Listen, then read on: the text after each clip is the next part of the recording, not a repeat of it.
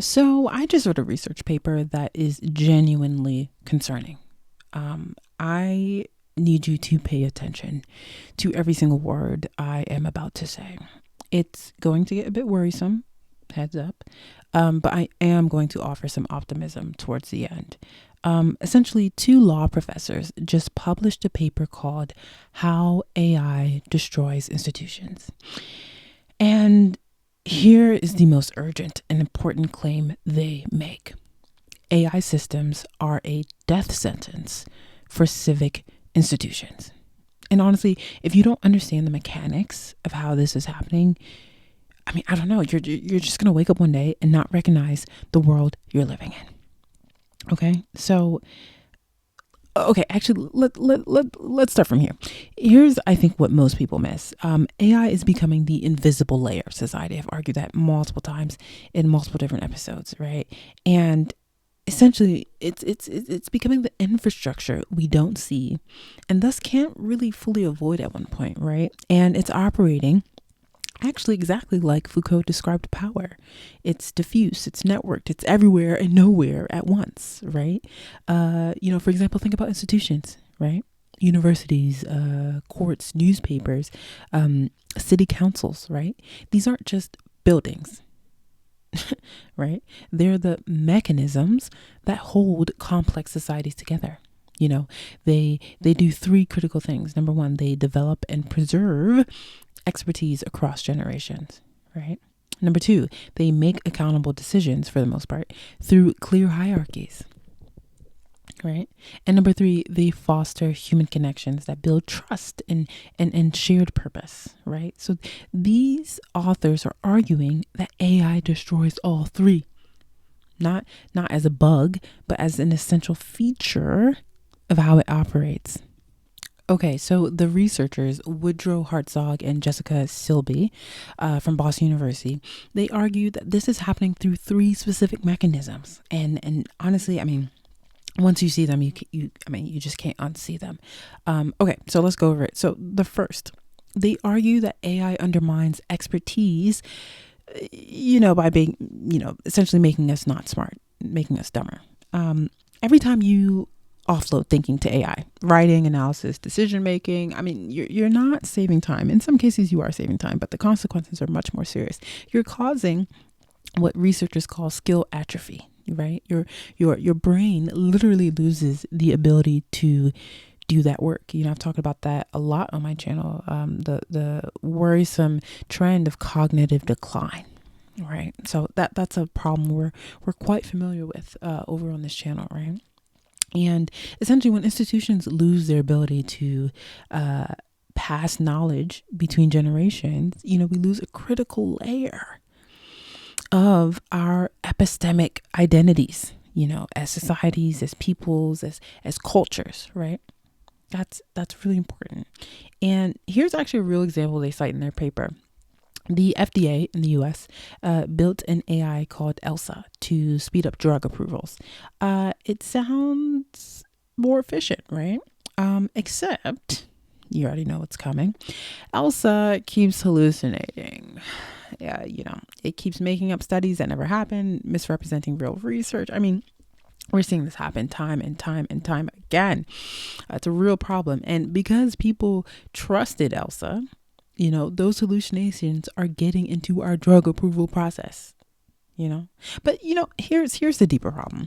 AI only looks backward, specifically LLMs, because I know some of the technical folks are about to start messaging me. I'm talking about LLMs. I'm not talking about world systems. I'm not talking about physical AI. I'm not talking about embodied AI. This paper is specifically referring to well, technically, I'm referring to LLM. They use AI throughout their paper, and I'll link it in the description box below. But it pattern matches from existing data, right? So, come on, like real expertise isn't pattern matching. That's why whenever I see these headlines like, "Oh, AI is as smart as a PhD." Oh, which PhD? Do the stress we go through to create new knowledge, right?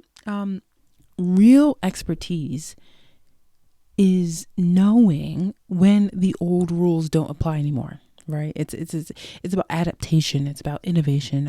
It's about the ability to recognize unprecedented situations, right? Creating knowledge, as I said, for PhDs out there, right?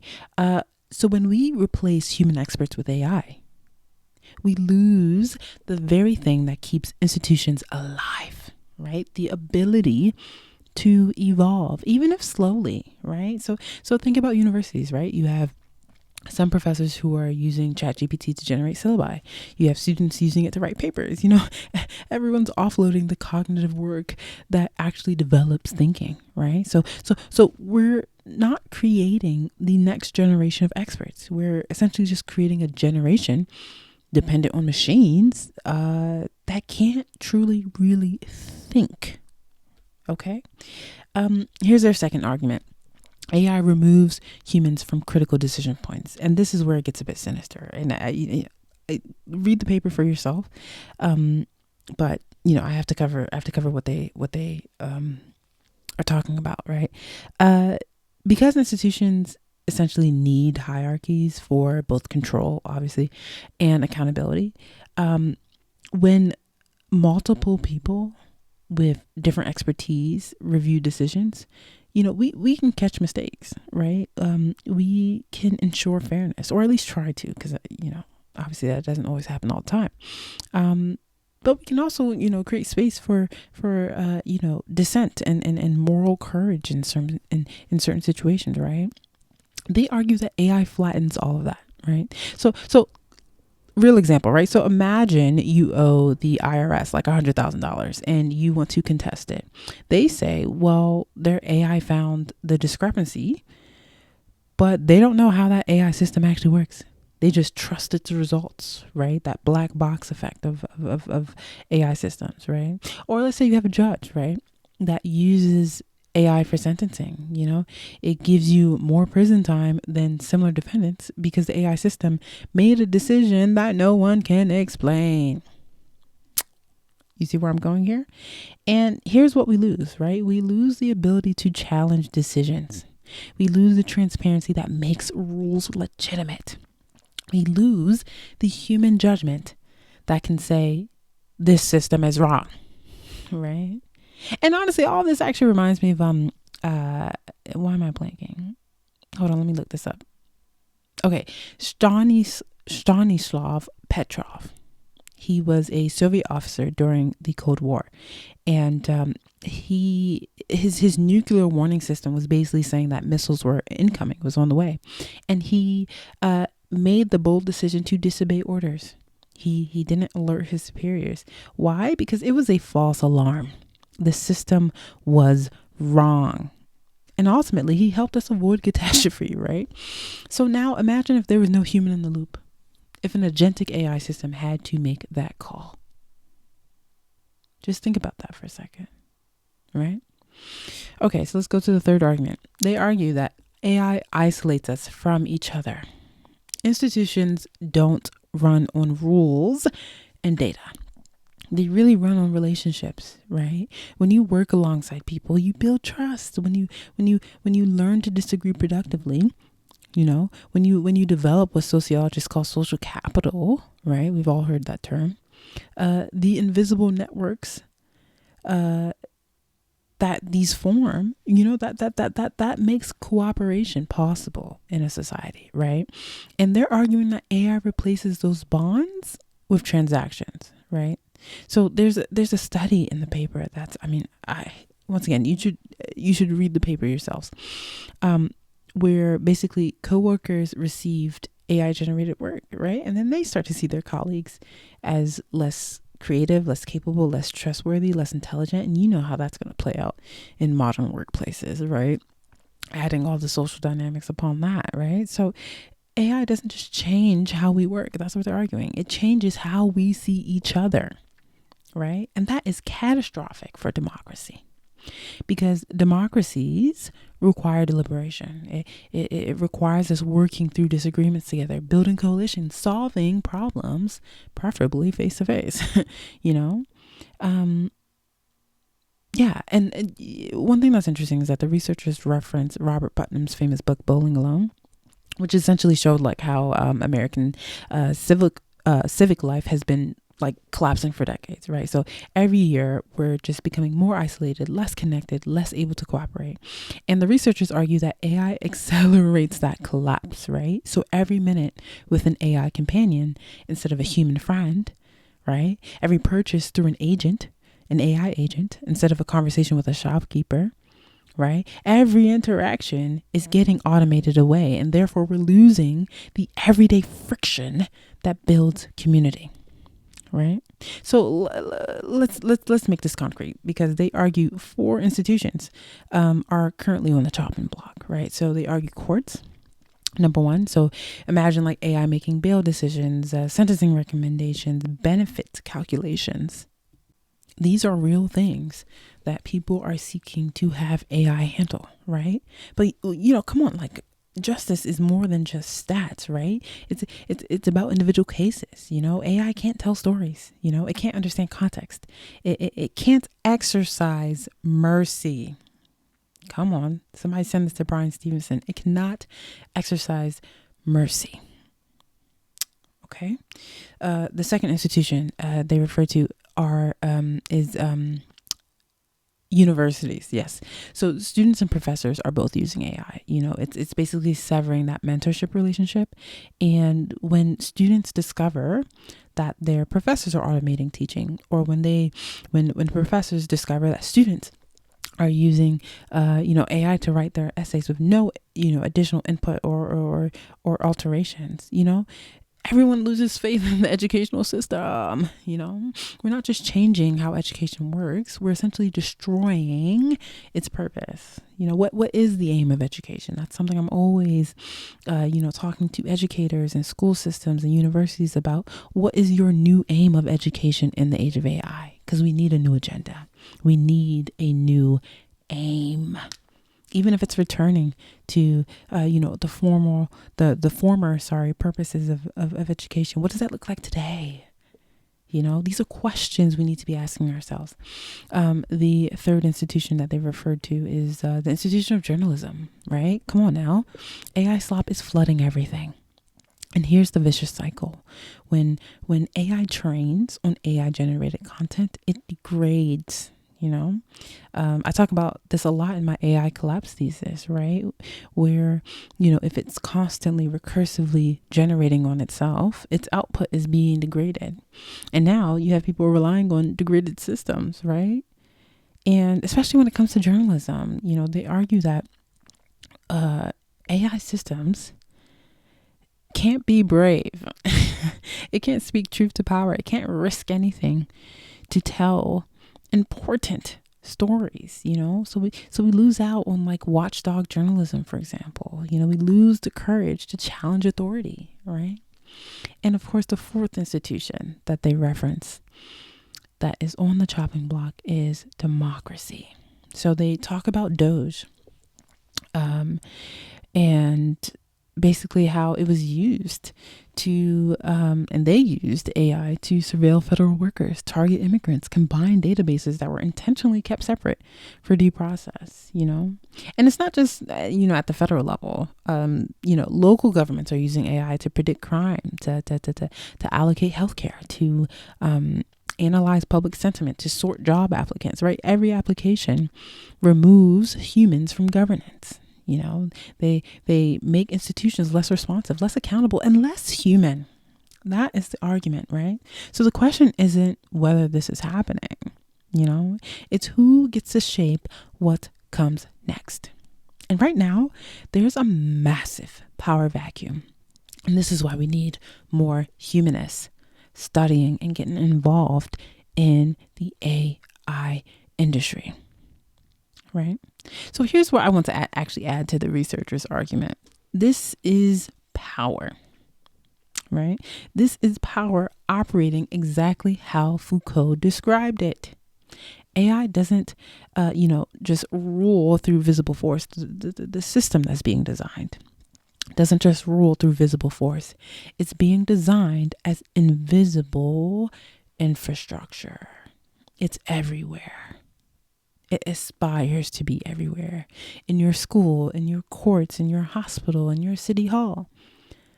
And soon you won't be able to actually point to where it is. Right. So traditional power had hierarchies you could see and challenge. Right. You had kings, bosses, institutions with clear authority structures. Right. As these authors argue, AI destroys those hierarchies. It makes power diffuse, networked. You start to have algorithmic power. And when power is everywhere and nowhere, when decisions come from black boxes no one understands, when there's no power to hold accountable, we've created a power vacuum. And here's what that means. If humanists, social scientists, people who care about epistemic integrity, cultural dynamics, how knowledge and power actually flow through society, right? If we don't get interested in the technical questions, someone else and something else will fill that vacuum. So right now, the people building these systems aren't always asking these, really humanistic or social scientist questions, right? They're not, always interested in mechanistic interpretability from a cultural standpoint, They're not always asking about data transparency and what that looks like in ethical frameworks. They're not always thinking about epistemic integrity, and in many ways, yes, they're focused on the technical questions, right? And this is why, as a humanist personally, I've become so invested in AI research and governance, right? Because anyone who studies, who cares about knowledge and power and culture should be deeply invested in understanding how information flows through these new systems, right? Because like I said, like I've been arguing, as much as I can, it's becoming invisible infrastructure. It's going to really guide how we live and move and relate to one another. And that's why, as a humanist, I'm so interested in this. I'm so invested in understanding this, right? And look, the researchers argue, once again, AI destroys institutional hierarchies. So what I see is those hierarchies being replaced by something we don't yet understand. And we urgently need to work together to shape what comes next. So essentially, the researchers end with this. They say that AI is like a cancer in our struggling democracies, right? Think about, where you currently live. Because there's people obviously outside of the US who also listen to and engage with my content, right? So don't think about this as just a US centric issue. Think about your own governing entity that you are under, right? They argue that it degrades expertise we desperately need. It short circuits decision making that makes us responsible to each other. Okay. It isolates us and it foments lack of empathy and selfishness, right? And they argue the center cannot hold. But I want to argue that it doesn't have to fall apart. I don't like adding to the doom and gloom narrative because I think it leads to fatalism. It leads to people feeling like they don't have agency. It leads to people sitting things out. It leads to people not asking questions. It leads to people delegating their own power and their own voice and their own research agendas, right? So I don't like adding to that. And this is why I say it doesn't have to fall apart, because this isn't inevitable. It's not inevitable, right? It's a choice. It's a choice being made right now, every day, in every situation, in every institution that embeds AI deeper into its operations. And I think we can choose differently, right? We can demand human judgment over automation. We can insist on accountability and transparency. We can protect the spaces where we actually become citizens together, that civic space, right? And this is the urgent task: preserving human institutions in an age trying to replace them with machines. And this is my personal ambition, right? To preserve and amplify human intelligence for generations to come. That is my waking purpose every single day I wake up, right? And I'm not ready to give up on that. right? And the future of actual democracy, that messy human real, democracy that we have to literally fight to hold on to every single day. It depends on what we do next. Yeah. Okay, that's enough. So, I don't want to keep yapping your ears off. I placed the link to the full paper in the description box. Please share this episode with someone. I always say, be in conversation with people. Find your thinking partners. Find your thought partners. Think out loud. Have conversations. Yeah, because the invisible infrastructure is being built right now. And once it's built, we all have to live in it, right? So it's important to ask these important questions now. So be sure to follow and subscribe wherever you're listening, and comment your thoughts. Please read this research paper, share this episode, be in conversation with people. I'd love to hear from you. As always, keep thinking critically.